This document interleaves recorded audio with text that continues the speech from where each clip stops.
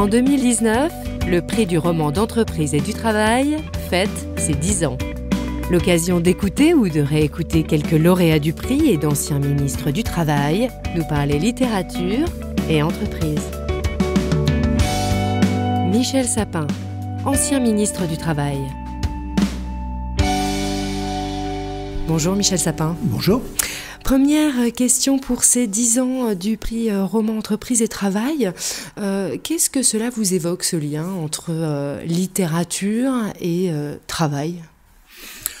C'est pas un sujet qui a été choisi en dehors du temps et en dehors d'une bonne connaissance de la littérature, parce que entre l'amour et le travail, je pense qu'on a à peu près résumé la totalité des romans qui peuvent exister. Il y a toujours du travail dans chacun des romans, que ce soit un travail heureux, que ce soit un travail malheureux, que ce soit un travail rédempteur, que ce soit au contraire un travail qui aliène.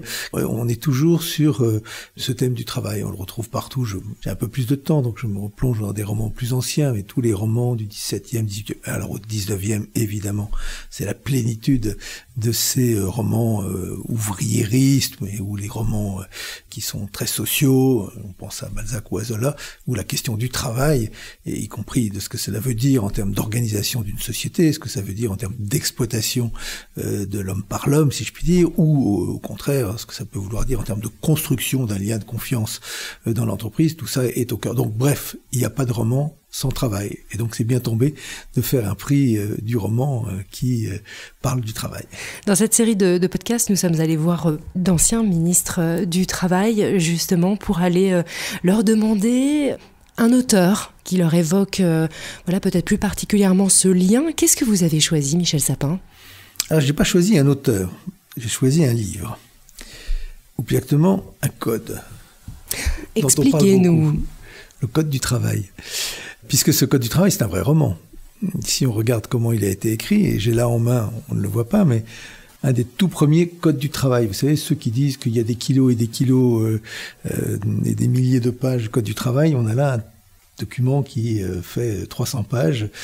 Tout petit, et qui est le premier code du travail qui a été édité au début du XXe siècle.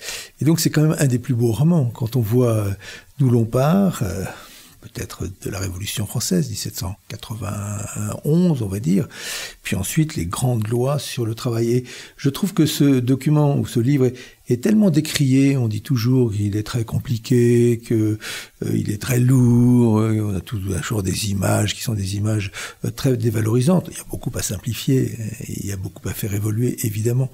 Tout cela doit bouger, mais c'est un texte auquel il faut se référer de temps en temps. Il y a des choses, vous savez, tellement simples. Par exemple, vous avez une loi bien connue, celle de 1884. Alors là, je l'ai sous les yeux. Les syndicats ou associations professionnelles, même de plus de 20 personnes exerçant la même profession, des métiers similaires ou des professions connexes, concourent à l'établissement de produits déterminés, pourront se constituer librement sans l'autorisation du gouvernement. C'est la première loi qui donne la liberté de se syndiquer, que ce syndicat concerne des ouvriers ou même qu'il concerne des patrons. Vous avez peut-être un autre passage. Et puis alors j'ai une autre loi à peu près du même moment, un peu plus, parce que vous savez, la fin 19e, c'était un moment d'incroyable conquête. Et aujourd'hui, on voit bien tout ce qui peut être dit sur, je le répète, les lourdeurs, les contraintes, le manque de flexibilité. C'est une loi qui est là aussi assez connue de tout ça. C'est une loi de 1892 sur le travail des enfants, des filles mineures et des femmes dans les établissements industriels. C'est le premier texte qui réglemente en limitant la durée du travail, en fixant des conditions de travail qui soient dignes pour des personnes considérées comme plus fragiles que d'autres. Voilà l'article 1er. Le travail des enfants, des filles mineures et des femmes dans les usines, manufactures, mines, minières, carrières, chantiers, ateliers et leurs dépendances, de quelque nature que ce soit public ou privé, laïque ou religieux, même lorsque ces établissements ont un caractère d'enseignement professionnel ou de bienfaisance, sont soumis aux obligations déterminées par la présente loi. C'est un des plus grands textes qui a permis d'engager une série de réformes qui peuvent se continuer, qui peuvent, je le répète, évoluer compte tenu des technologies, compte tenu des contraintes économiques, compte tenu des nécessités de faire en sorte que l'entreprise puisse s'adapter aux nouveaux enjeux. Mais n'oublions jamais ce plus grand roman dans le monde du travail, qui est le Code du travail. Considérons-le comme une grande œuvre.